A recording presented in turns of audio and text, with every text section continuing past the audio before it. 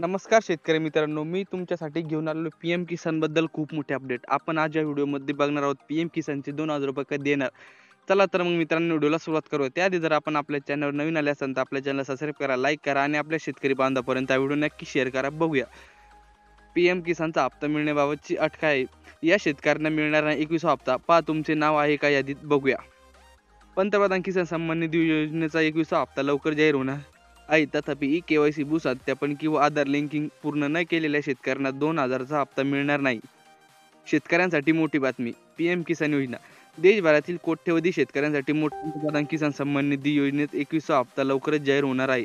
मात्र काही शेतकऱ्यांना यावेळी पैसे मिळणार नाहीत. तुमचं नाव त्या यादीत आहे का हे तुम्ही काही मिनिटात तपासू शकता. बघूया मित्रांनो. काय आहे पंतप्रधान किसान सन्मान निधी योजना. शेतकऱ्यांच्या आर्थिक स्थैर्यासाठी केंद्र सरकारने ही योजना सुरू केली आहे. या योजनेअंतर्गत पात्र शेतकऱ्यांना दरवर्षी 3 हप्त्यामध्ये 6,000 रुपये आर्थिक मदत दिली जाते. प्रत्येक हप्ता 2,000 रुपये इतका असतो. आतापर्यंत शेतकऱ्यांना 20 हप्ते मिळाले आहेत आणि आता 21वा हप्ता लवकरच जाहीर होणार आहे. ई-केवायसी न केल्यास पैसे थांबतील. जर ई-केवायसी प्रक्रिया पूर्ण केली नसेल तर तुम्हाला 21वा हप्ता मिळणार नाही. सरकारने सर्व लाभार्थ्यांना ठराविक वेळेत ई-केवायसी करण्याचे निर्देश दिले आहेत. भूसत्यापन न झाल्यास अडचण. शेतजमिनीचे भूसत्यापन लँड व्हेरिफिकेशन झाले नसल्यास तुमची रक्कम अडकू. हे पाऊल पूर्ण करणे हप्त्याची महत्त्वासाठी आवश्यक आहे.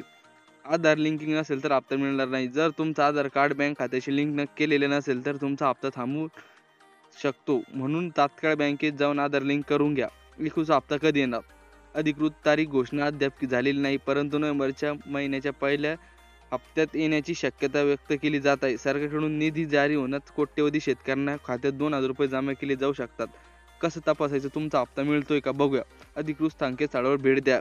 pmkisan.government.in या पर्यायावर क्लिक करा. तुमचा आधार क्रमांक, नोंदणीकृत मोबाईल नंबर टाका. तुमच्या खात्यात हप्ता जमा झाला आहे की नाही ते स्क्रीनवर दिसेल.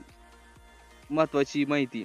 21वा हप्ता मिळायचा असेल तर ई-केवायसी, भूसत्यापन आणि आधार लिंकिंग हे 3 काम तातडीने पूर्ण करा. उशीर झाला तर तुमच्या खात्यात येणारी 2,000 रुपये मदत थांबू शकते. वेळेत पाऊल उचला आणि सरकारी मदतीचा लाभ घ्या. तर धन्यवाद मित्रांनो. अशाच नवनवीन व्हिडिओसाठी आपल्या चॅनल सबस्क्राईब करा, लाईक करा आणि आपल्या शेतकरी बांधवांपर्यंत हा व्हिडिओ नक्की शेअर करा मित्रांनो. धन्यवाद.